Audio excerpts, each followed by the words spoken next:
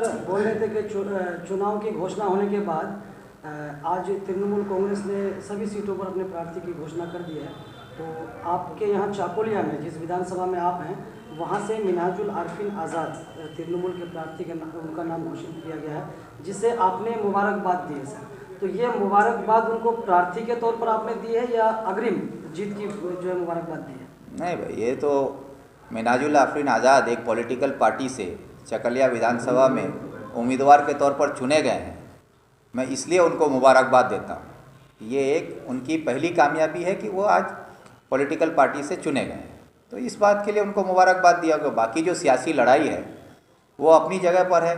आने वाले 22 अगस्त को जो चुनाव होगा उसमें हम लोग अपनी पार्टी की तरफ से हमारा जो मुद्दा है उसको लेकर हम लोग लड़ेंगे और आवाम उसका फैसला करेगी।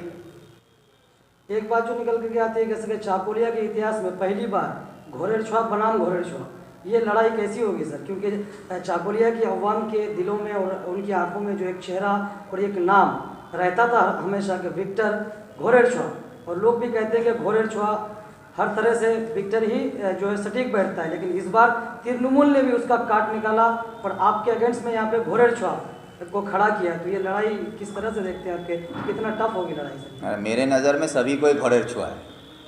हम सब जो हैं पश्चिम बंगाल में जितने भी हैं सारे लोग ही घर के हैं, कोई बाहर से नहीं आया। अब चकलिया में उम्मीदवार के तौर पर जिनको भी टिकट दी गई है तो वो भी है, सामने सामने लड़ाई होगी। अब रहा सवाल घोरेड़छुआ कौन है, लायक और नालायक दो होता है ना। घोरेड़छुआ तो सभी है, उसमें लायक छुआ कौन है कौन नालायक है इसका भी तो फैसला होगा, और इसका फैसला घर वाले करेंगे। उसमें जो वक्त गुजरा है वही 10 साल से हम बतौर एमएलए इस इलाके में खिदमत कर रहे हैं लोगों की, उसमें मेरे किरदारों को भी देखा जाएगा, मेरे कामों को भी देखा जाएगा।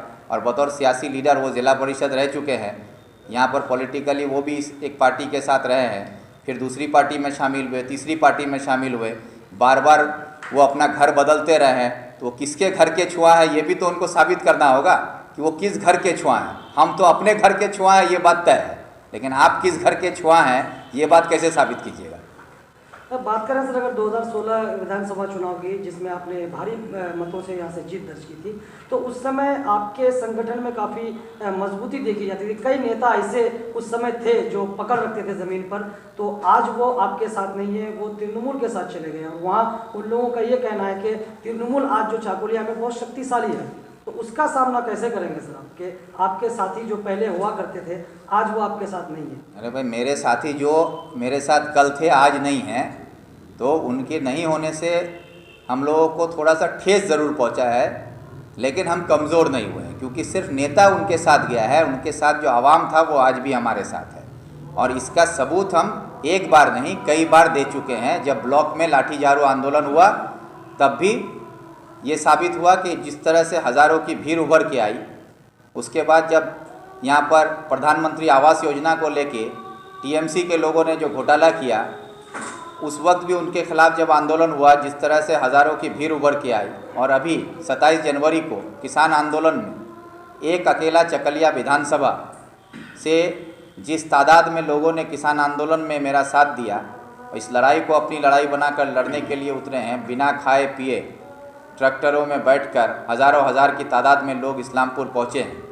तो ये तो साबित करता है कि कुछ चंद नेता चले गए हैं, जो लोग कल साथ थे आज नहीं हैं, लेकिन उनके साथ जो लोग थे वो आज भी हमारे साथ हैं।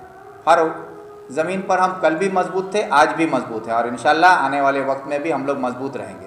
तो इस बार भी विधानसभा चुनाव जो यहाँ पर होगा तो उस पर उम्मीद है कि इस बार भी आप कामयाब होकर? उम्मीद क्या, हम लोगों को यकीन है, क्योंकि हम 5 साल में इलाके के आवाम की खिदमत किए हैं, सियासी तौर पर इलाके को सर ऊँचा रखे हैं। हम आवाम को बेचकर किसी और के पास नहीं गए हैं। और आज मेरे खिलाफ बयानबाजी करने के लिए जितने भी लोग माइक पर आकर खड़े होंगे या जो उम्मीदवार हुआ है, क्या आवाम को ये यकीन है कि कल आप अगर बीजेपी के खिलाफ अपना वोट देते हैं तो आपका वोट लेकर वो कल बीजेपी में शामिल नहीं होगा? इसका यकीन है आवाम को। लेकिन विक्टर को अगर आप वोट दें या नहीं दें, लेकिन विक्टर अपनी जगह पर रहेगा, ये यकीन लोगों को है। एक आरोप आप पे ये भी लगाया जाता है सर उन्हीं लोगों के द्वारा जो आपको छोड़ के गए हैं, कि उनके जाने के बाद आप उनके प्रति जो है अपशब्दों का इस्तेमाल करते हैं, और नालायक बोल देते हैं, गधा बोल देते हैं, इस तरह की भाषा का इस्तेमाल करते हैं, जबकि वो कहते हैं कि हमारा संवैधानिक जो है अधिकार है कि हम कहाँ जाएं, किससे मिलें, किसके साथ रहें। संविधान आपको इजाज़त देता है कि आप अपनी मर्ज़ी से किसी के साथ जा सकते हैं, हमको इसमें कोई एतराज़ नहीं है। लेकिन आप जब एक सियासी परचम के लीडर हैं, बने हुए हैं, और बतौर लीडर आप जब लोगों को ये समझा रहे हैं कि आपकी पार्टी बेहतर है और लोग आप पर भरोसा जताकर आपके साथ आते हैं, फिर आप उन लोगों को छोड़कर आप दूसरे जगह चले जाते हैं, तो ये गद्दारी है। तो आप 5 साल रहते ना, आपको पार्टी बदलनी है, आप बदलते रहिए, लेकिन 5 साल जिस ओहदे पर आपको रखा गया है, जिसमें आवाम ने वोट दिया है, उसके साथ 5 साल ईमानदारी से रहिए, उसके बाद आप जाइए। या आपको जाना है तो आप रिज़ाइन करके जाइए। आवाम आपको वोट दिया था टीएमसी के खिलाफ, आवाम आपको वोट दिया है बीजेपी के खिलाफ, तो आप जीत कर फिर आप चले जा रहे हैं टीएमसी में, जीत कर आप चले जा रहे हैं बीजेपी में, तो ये आवाम को धोखा देना नहीं है। आपको जाना है, आप रिज़ाइन करके जाइए ना, फिर आप चुनाव लड़ के आइए। ये काम आप नहीं कर रहे हैं और संविधान की बात करते हैं। जो लोग ये संविधान की बात करते हैं ना, उनको संविधान का 4 आर्टिकल सही से पता नहीं है, फंडामेंटल राइट्स पता नहीं है, हमारा नेचुरल राइट्स क्या है वो पता नहीं, राइट टू स्पीच क्या है, राइट टू एक्सप्रेशन क्या है, इसके बारे में जिनको पता नहीं है, बस संविधान का नाम रट लिए हैं और संविधान का दुहाई देते हैं।